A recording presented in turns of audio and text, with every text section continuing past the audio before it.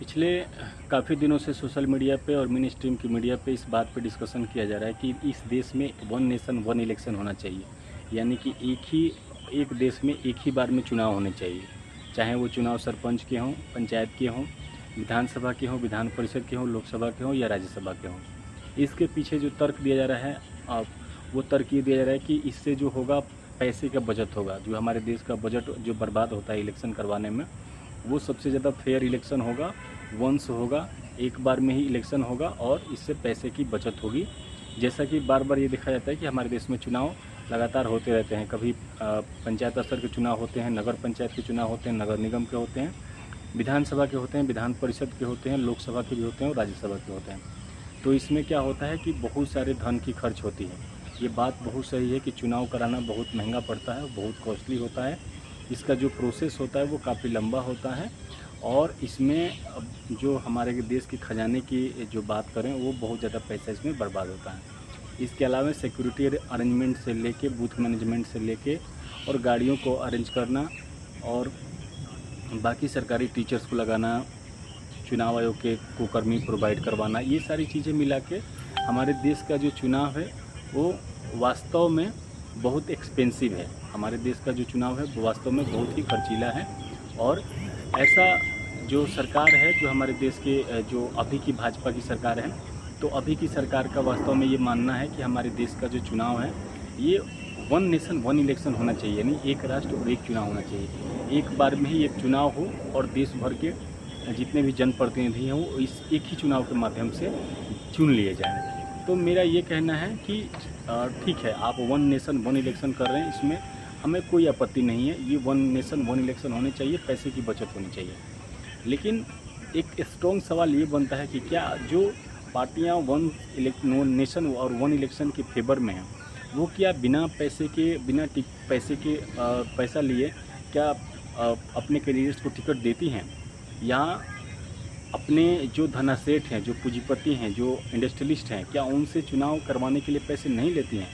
तो जब आप धनासेठों से पैसा लेंगे, पार्टियां टिकट देने के बदले आप जो मालदार कैंडिडेट्स हैं उनसे पैसा लेंगे, तो फिर ये इलेक्शन तो महंगा होगा ही।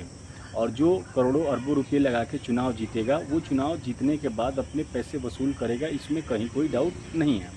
तो सवाल ये है कि जब आप वन नेशन वन इलेक्शन की बात कर रहे हैं और इस आधार पे कर रहे हैं कि इससे जो चुनाव का बजट होगा वो कम होगा, चुनाव खर्चे कम हो जाएंगे, तो समझने वाली बात यह है कि जब आप ही इस बात के पक्षधर हैं कि चुनाव में कम से कम खर्च होनी चाहिए, तो आपकी ही रैलियों में सबसे ज़्यादा गाड़ियाँ क्यों दिखती है, आपके इस रैलियों में सबसे ज़्यादा भीड़ क्यों बुलाई जाती है?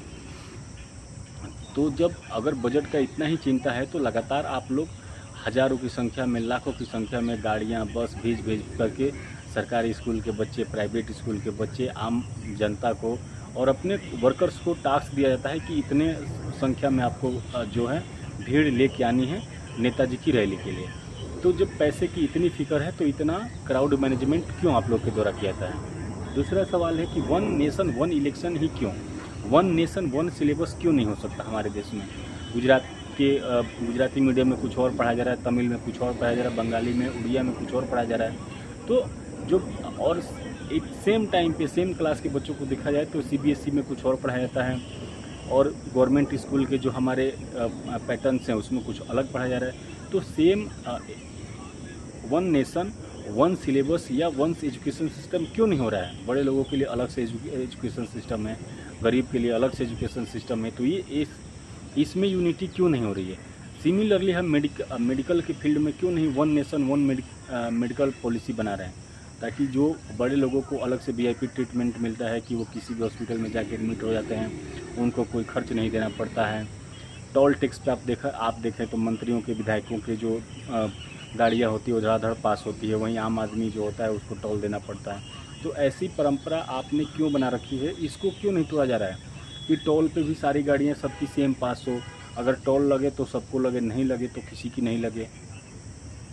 जितना एक आम एक कॉमन विधायक मंत्री का सैलरी, पीएफ, बोनस मिलता है, उससे तो उसका 2% भी एक कॉमन किसान मजदूर का सैलरी नहीं है, वेतन नहीं है, इनकम नहीं है, तो उनसे टैक्स क्यों लिया जाता है?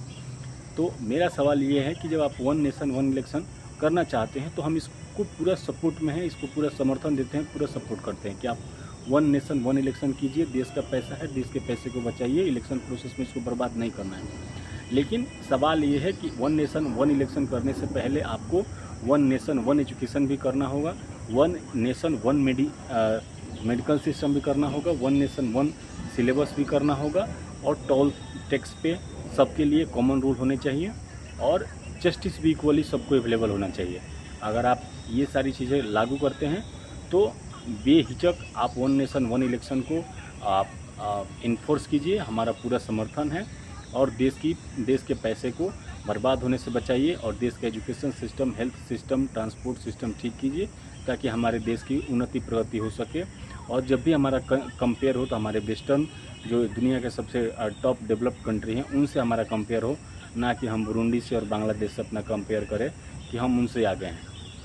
और आंकड़े कभी भी दिखावे नहीं होने चाहिए, आंकड़े हमेशा प्रैक्टिकल होने चाहिए, आंकड़े हमेशा आंखों से झलकना चाहिए कि हाँ हमारे देश में विकास हो रहा है, हमारे देश में रोड रास्ते बन रहे हैं, हमारे देश में स्कूल कॉलेजेस बन रहे हैं, हमारे देश में वर्ल्ड लेवल की यूनिवर्सिटी बन रही है, वर्ल्ड लेवल के हॉस्पिटल्स बन रहे हैं। इस मुद्दे पे बात होनी चाहिए। सिर्फ पैसा बचाने के लिए वन इलेक्शन और वन नेशन करके और सारे पूरे मुद्दे को डाइवर्ट करके सिर्फ इलेक्शन पे नहीं कंसंट्रेट करना है, हमें कंसंट्रेट करना है वन नेशन वन एजुकेशन पे। हमें कंसंट्रेट करना है वन नेशन और वन हेल्थ पॉलिसी पे, one nation one tax system पे। किसी को टैक्स पे इतनी सारी छूट मिल रही है, किसी को बिल्कुल छूट नहीं मिल रही है, कोई टैक्स के उससे भार से मरा जा रहा है। तो इसको भी गवर्नमेंट को नज़र में रखना होगा और देश की पॉलिसी को बेहतर करना होगा। जो भी हमारे देश के अभी की सरकार है, जो भारतीय जनता पार्टी के समर्थित दलों की जो सरकार है, इसका हमें पूरा समर्थन है। आप लोग कोई भी डेवलपमेंट का काम कीजिए, हमारा पूरा समर्थन है। और देश जो है देश के नागरिक से चलता है, देश के लोगों से चलता है, देश के टैक्स पेयर से चलता है, देश के किसानों से, मजदूरों से, स्टूडेंट से, विद्यार्थी से चलता है। तो आप जब भी पॉलिसी बना रहे हैं इस देश के कॉमन लोगों की, इस देश के विद्यार्थियों की, शिक्षकों की, मजदूरों की, कर्मचारियों की, लेखकों की, इन सब लोगों की भी राय लेना जरूरी है। धन्यवाद।